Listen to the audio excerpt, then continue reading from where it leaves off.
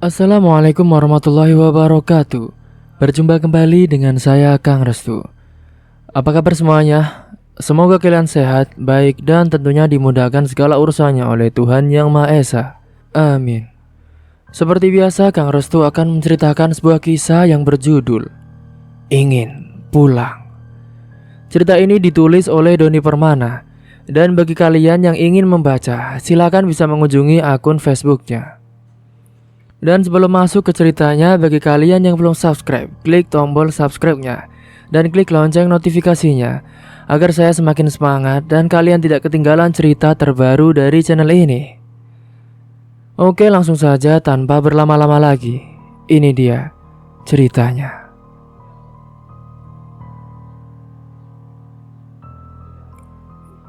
Itu orang gak ada kerjaan banget. Azan maghrib berkumandang, bukannya ke masjid malah mondar-mandir. Ujar Dik-Dik memecah keheningan kepada Wan-Wan yang tengah fokus melihat ujung joran pancing. Apaan sih, Dik? Jawab Wan-Wan ketus karena kefokusannya terganggu. Noh, di seberang sungai, lihat aja sendiri, ucap Dik-Dik. Sedikit penjelasan, Sungai Cijampang sangat lebar dan besar. Suasana yang mulai gelap, jarak pandang sedikit suram, walaupun masih terlihat samar, karena posisi mereka memancing di bawah pohon besar dan rimbun. Dan setelah melihat ke seberang sungai, Wan-Wan ini langsung melirik ke arah Dik-Dik. Mantap, bakal menang banyak mancing malam ini, ucap Wan-Wan sambil tersenyum. Yakin? Jawab Dik-Dik dengan nada meledek, karena ia tahu kalau temannya ini sangat penakut. Bismillah aja, jawabnya. Hari semakin gelap. Hanya bulan sabit yang menemani mereka memancing malam itu. Dan hanya lonceng kecil yang ada di ujung joran sebagai tanda kalau ikan mau menyambar umpannya. Bau amis ya, ujar Dik-Dik kembali. Kurang lebih jam menunjukkan pukul 9 malam. Berisik, lonceng joran gua berbunyi nih. Strike, jawab Wan-Wan sambil mengangkat jorannya yang ternyata dimakan ikan umpannya. Setelah pertarungan sengit, beberapa saat ikan pun melambaikan sirip untuk menyerah. Sidat dengan ukuran 4 kilo kurang lebih tertangkap oleh jorannya Wan-Wan. Wan-Wan dan Dik-Dik memancing sidat di Sungai Cijampang. Mantap, Dik, ledek Wan-Wan karena Dik-Dik belum dapat sidat. Bau amis, Wan, jawab Dik-Dik tidak menanggapi ledekan Wan-Wan. Bodo amat, yang penting gue udah dapat. Wan-Wan tidak peduli akan suasana angker yang dirasakan oleh Dik-Dik, karena Wan-Wan fokus mancing, sedangkan Dik-Dik fokus akan sekelebatan orang yang memakai baju putih yang semakin mendekat.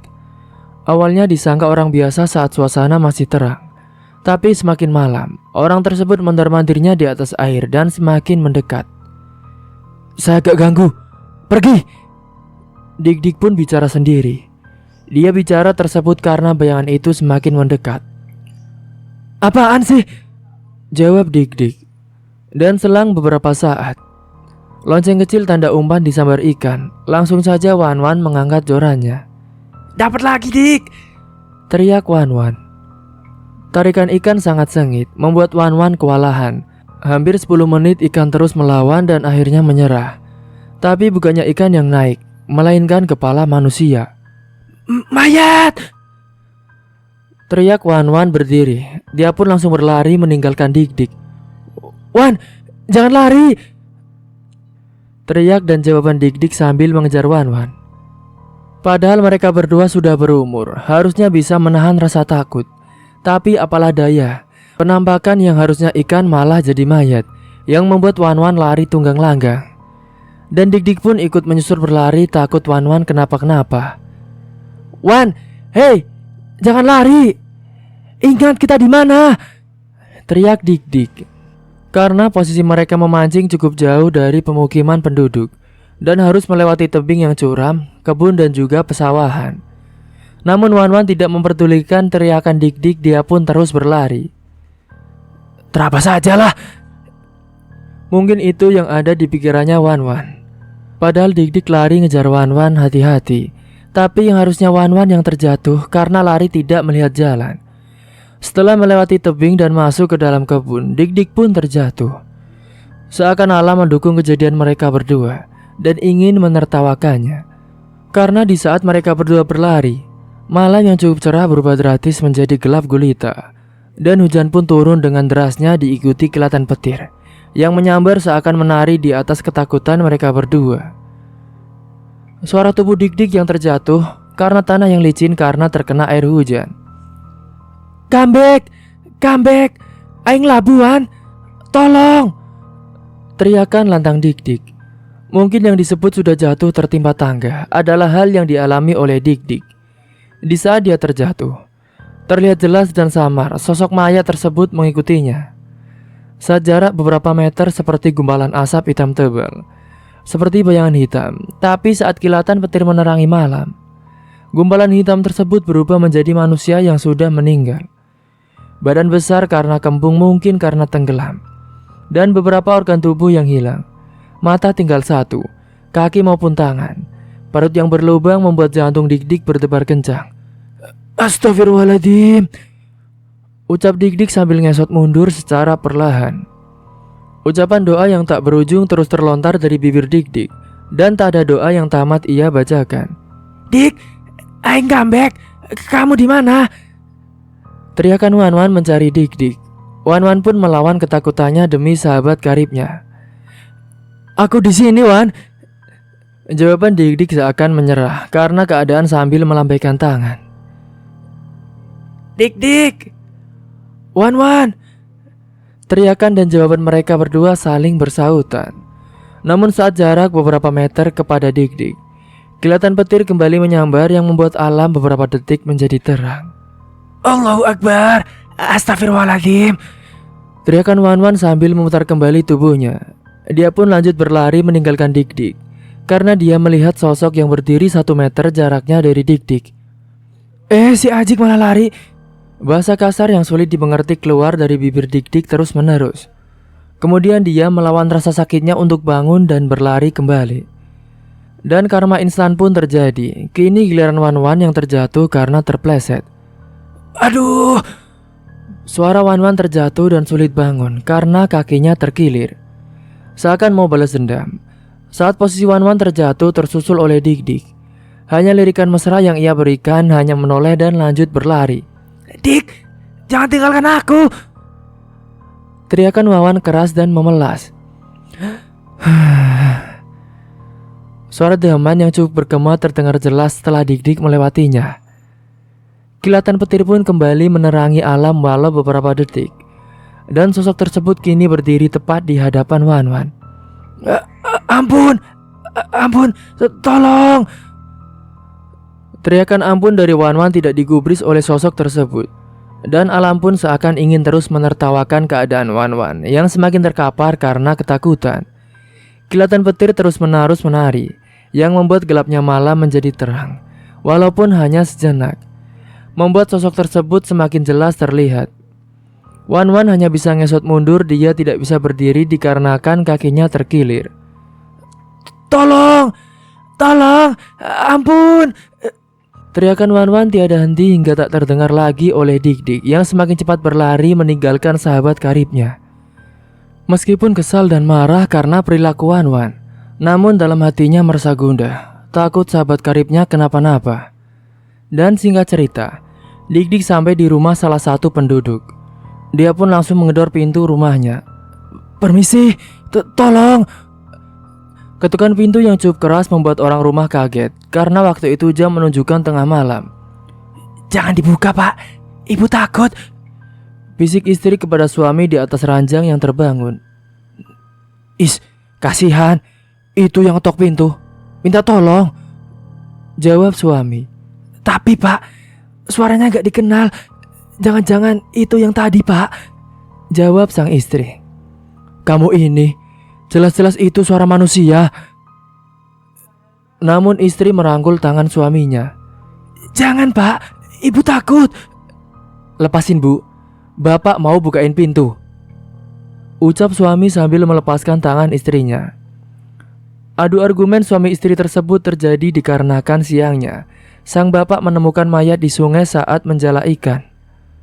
Seorang pria parubaya meninggal dan ditemukan telah mengambang tersangkut di sela-sela bebatuan besar Dengan kondisi tubuh membengkak, beberapa organ tubuh hilang, diduga telah sudah agak lama tenggelam, dan juga hanyut terombang-ambing oleh derasnya aliran sungai, yang membuat heboh warga kampung. Pelaporan pun langsung dilakukan kepada warga, pihak desa dan juga kepolisian. Setelah dilakukan pemeriksaan oleh pihak berwajib, mayat tersebut lalu dibawa, yang jelas tanpa ada identitas dan bukan warga kampung. Itulah sebabnya sang istri merasa ketakutan dan melarang suaminya membuka pintu. Takut yang mengetuk pintu itu adalah hantu. Namun sang suami bersikukuh untuk pergi keluar dan membuka pintu. Kalau takut, ibu ikut bapak, ucap suami berdiri dan segera pergi untuk buka pintu. Pak, tunggu pak, ibu ikut, jawab sang istri. Rumah tersebut tidak terlalu besar, jadi tidak terlalu lama untuk sampai ke depan pintu. Hati-hati pak, ucap istri di depan pintu. Siapa di luar? Tolong, jawaban di luar pintu. Sang suami meyakinkan diri bahwa orang di luar membutuhkan pertolongan. Lalu dibukalah pintunya. Sosok hitam basah kuyup berdiri di hadapan sepasang suami istri, yang membuat sang istri tak sadarkan diri. Hantu!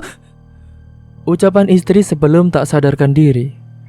Padahal yang berdiri itu Dik-Dik, namun karena jatuh bangun saat berlari, membuat seluruh tubuhnya dipenuhi oleh lumpur, dan membuat sang suami langsung menutup kembali pintunya, karena dia juga kaget dan takut akan hal yang dilihatnya. Kejadian tersebut pun membuat Dik-Dik semakin ketakutan. Dia menengok ke belakang takut hantu tersebut mengikutinya, dan semakin keras mengetuk pintu. Padahal yang dikira hantu oleh pemilik rumah adalah dia sendiri.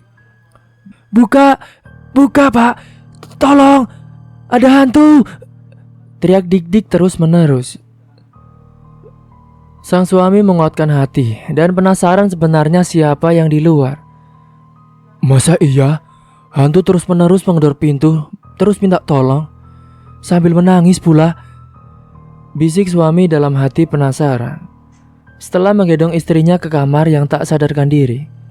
Tolong, hantu, tolong, teriakan Dik-Dik dengan memelas. Dan beberapa saat kemudian pemilik rumah tersebut kembali ke depan pintu, meninggalkan istrinya yang sudah tak sadarkan diri. Siapa di luar? Hantu atau manusia? Tanya pemilik rumah. Saya manusia, tolong buka pintunya, jawab Dik-Dik. Dengan ucapan bismillah, tuan rumah pun lalu membuka pintunya. Dik-Dik langsung tersungkur masuk ke dalam rumah saat pintu terbuka karena dia menempel rapat ke pintu. Suara badan Dik-Dik masuk ke dalam rumah. Tuan rumah keheranan akan hal yang dilihatnya, karena seluruh tubuh Dik-Dik dilihat dari atas hingga bawah yang dipenuhi oleh lumpur. Kamu manusia atau hantu? Tanya tuan rumah. Hantu, teman saya, tolong. Sempat-sempatnya Dik-Dik ingat Wan-Wan. Istighfar, ada apa cerita? Hantu lagi mancing, dikejar kawan saya, tolong, jawab Dik-Dik gemeteran berucap tidak karuan. Tunggu dulu sebentar, saya ke belakang dulu, ucap tuan rumah. Tidak lama berselang, tuan rumah pun kembali ke tempat Dik-Dik sambil menyuguhkan segelas air. Dik-Dik langsung meminumnya sampai tersedak. Kenapa? Tanya lagi tuan rumah setelah Dik-Dik sudah mendingan. Saya dan teman saya lagi mancing, terus ada hantu yang terangkat dari pancingan. Kirain itu ikan besar pak, tak taunya hantu. Terus hantu itu ngejar kita berdua, dan teman saya tertinggal di sana karena jatuh, jelas Dik-Dik. Lah, katanya teman, tapi kenapa kamu tinggalkan? Jawab tuan rumah. Dia yang ninggalin saya duluan pak, di saat saya jatuh, dan saya balas juga di saat dia jatuh, saya tinggalin. Hanya gelengan kepala dari tuan rumah. Ayo, kita jemput teman kamu. Di mana kamu tinggalkan? Ucap tuan rumah. Jangan pak, ada hantu, takut. Bapak juga sama takut. Soalnya tadi siang bapak menemukan mayat di tempat kamu mancing. Hah? Mayat? Udah teraja ceritanya. Kita tolongin dulu teman kamu. Berdua, Pak. Enggak lah, bapak juga takut. Terus? Jawab Dik-Dik. Tanpa jawaban, tuan rumah mengetok pentungan yang menggantung di depan rumahnya. Dengan nada pentungan meminta pertolongan. Tidak lama berselang warga pun terbangun dan berkumpul di depan rumah tuan rumah dan menanyakan akan hal yang terjadi sehingga memukul pentungan. Dan diceritakanlah kejadiannya. Kemudian semua warga mencari Wan-Wan untuk ditolong. Dan benar saja, Wan-Wan pingsan di bawah pohon besar di saat warga menemukannya. Hantu! Tolong! Tolong! Di saat warga sedang menyadarkan Wan-Wan. Udah, gak ada hantunya. Mari pulang. Jawab warga kepada Wan-Wan. Teman macam apa kau? Ucap Dik-Dik dengan ketus dan seperti menunjukkan bahwa dirinya lebih ngutamain teman karena bawa warga untuk menolongnya. Iya maaf, saya takut. Jawab Wan-Wan sambil digendong salah satu warga karena dia tidak bisa berjalan. Seakan ingin menunjukkan dirinya, hantu itu ada di saat kilatan petir menyambar. Sosok itu menunjukkan kembali dirinya. Itu hantunya! Teriak Wan-Wan seakan ingin berlari padahal dia lagi digendong. Otomatis membuat semua warga yang datang untuk menolong Wan-Wan pun menengok. Dan benar saja hantu itu menampakkan wujudnya. Udah, biarin aja jangan lari. Nanti celaka. Ucapan keras dari tetua kampung yang ikut membantu menolong Wan-Wan. Semua warga menurut akan ucapannya. Tidak ada yang lari karena warga tahu bahwa tetua kampung pun punya kelebihan. Inditsia! Nada keras dari tetua kampung sambil melangkah pergi bersama warga. Tolong, tolong, Tiris, Bog. Nada memelas bergema terdengar oleh semua warga terus-menerus. Cerita pun selesai sampai di sini. Dik-Dik dan Wan-Wan begitupun warga kembali pulang dengan selamat. Dan setelah kejadian itu, mereka berdua gantung pancingan. Cerita pun tamat. Dan seperti biasa, nilai positif yang dapat diambil dari kisah ini yaitu kita harus menolong sesama meskipun kita tidak mengenal orang itu dan bagaimana latar belakang orang itu. Karena sesungguhnya setiap manusia harus saling tolong-menolong dan melakukan kebaikan. Mungkin itu saja yang dapat saya sampaikan. Kurang lebihnya mohon maaf apabila ada salah kata ataupun ucapan yang kurang berkenan. Sampai jumpa di cerita selanjutnya. Akhir kata, wassalamualaikum warahmatullahi wabarakatuh.